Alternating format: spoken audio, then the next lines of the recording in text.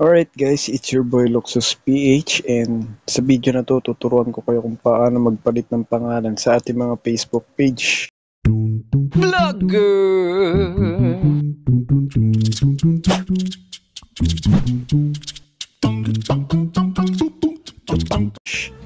Okay, so punta lang tayo sa ating Facebook. Make sure na na-updated dito sa Play Store.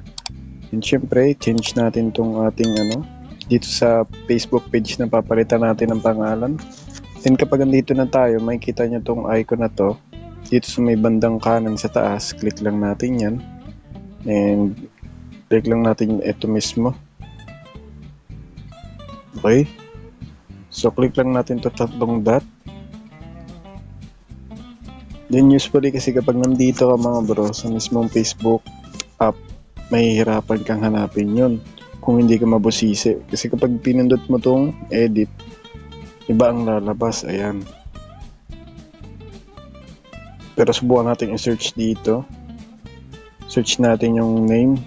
Pero hindi rin siya dito lalabas, diba? Okay, so ganito ang gagawin natin. Back lang natin to. Click natin tong settings.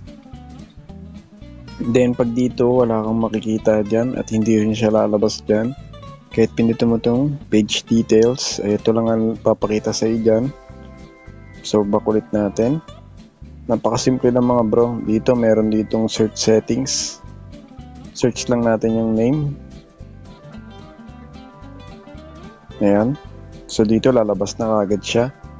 And dito mga bro, once na nakapagpalit ka na, hindi ka na ulit makakapagpalit sa loob ng 60 days or sa loob ng 2 months. So make sure na yung ipapalit mo dito is tama. So dapat i-double check mo bago mo siya palitan. So since ako hindi naman ako magpapalit, kaya ito pa rin ang gagamitin natin. Then after niya, kapag nakapag-decide na kayo kung ano ipapalit yung pangalan, pindutin nyo lang tong review change.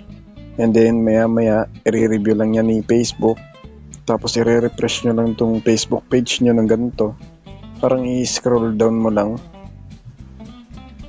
Then maya maya is mag-change na siya. So ganun lang naman kasimple. And para sa mga naka-desktop naman ganito, punta tayo sa browser natin. Make sure na naka-desktop site yung ating Facebook dito. Ito dito yung mga bro. Ito itong dot sa taas. Then click lang natin tong desktop site.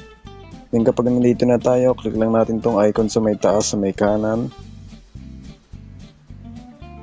And then piliin lang natin syempre yung Facebook page na papalitan natin ng pangalan. Then may makikita kayo ditong settings and privacy. Click nyo yan. Tapos settings ulit. Okay. So dito rin, pwede nyo rin siyang i-search. Search din natin. Talabas na kagad yan. Search nyo lang yung name. Ayan.